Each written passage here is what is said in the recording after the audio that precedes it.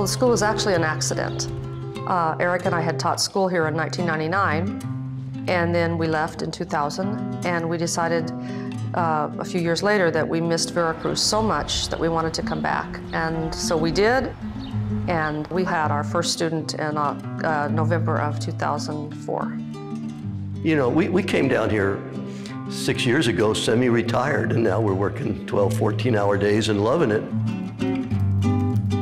I think the main philosophy is that we want students to feel safe speaking Spanish. And if they feel safe, then they're going to try. We had a woman come down. I think she's been to 6 immersion schools prior to finding ours. And she said, "Your school is amazing. This is just the first day. And first day people are talking Spanish. It didn't even take us 2 or 3 days to feel comfortable around each other. Immediately, you and your staff made us feel comfortable enough to just dive right in and talk." When the students arrive, the first thing that happens is they go out alone for 4 hours with one of our charlantes. And the charlante teaches them how to use the buses and gets them oriented to where the school is in relation to everything else.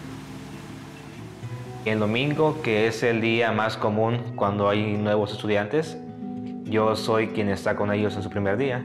Soy quien va con ellos a enseñarles cómo tomar el autobús, dónde comprar, dónde pueden comer, cuánto cuesta el autobús aquí. Es más para enchiladas. Tortilla con frijoles y queso. Y cuáles son las calles principales por las que pueden caminar, además de ir al centro para que lo conozcan y también a Boca del Río. And when he comes back, he gives us a report of where he thinks the gaps are. And then we're able to group the students for the week and come up with a program of filling in the gaps.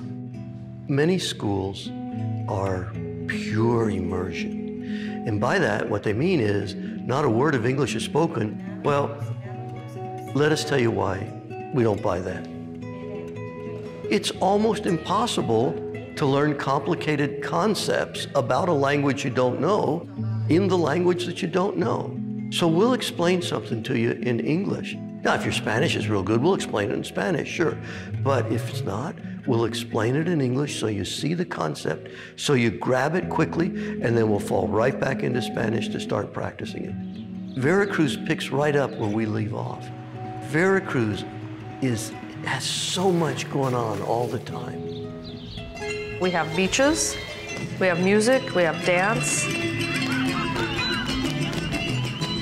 museums, beautiful architecture, and it's just the most wonderful place in the world. Eric and I like to call it paradise.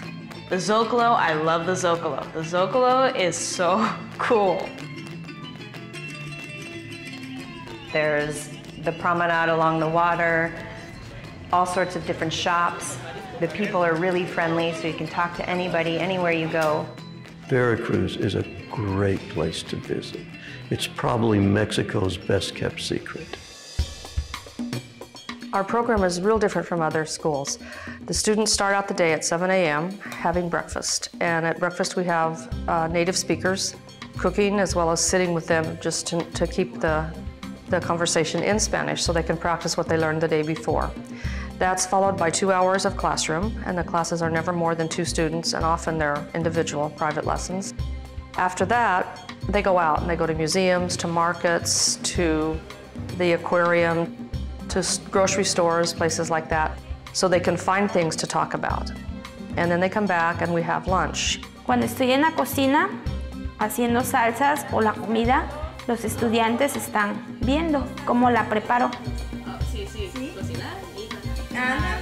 Mari's cooking is good, really good. At lunch we have tables that only seat 4. Usually there are 2 students and 2 employees. And our staff, they're really attentive to the students and they help them practice what they learned in class. Yo preparo la comida para los estudiantes y cuando estamos comiendo nosotros platicamos mucho español y ellos aprenden mucho. And one of the beauties of our program is that they can go right upstairs after class. They don't have to go out and find a bus or a taxi or walk all the way to their homestays. They simply go upstairs, and then after 15 or 20 minutes of rest, they can either come downstairs and go out into the city and find people to talk with. Sometimes it's just nice to just walk, talk to people. You never get where you want to go in the time that you want to get there though, because there's just so many interesting things. Or they can come down and find the sofa person, the person who has sofa duty from 3:30 until 9 o'clock. What I like about sofa duty is that conversation can just go on and on and on, and it doesn't have to have any structure to it.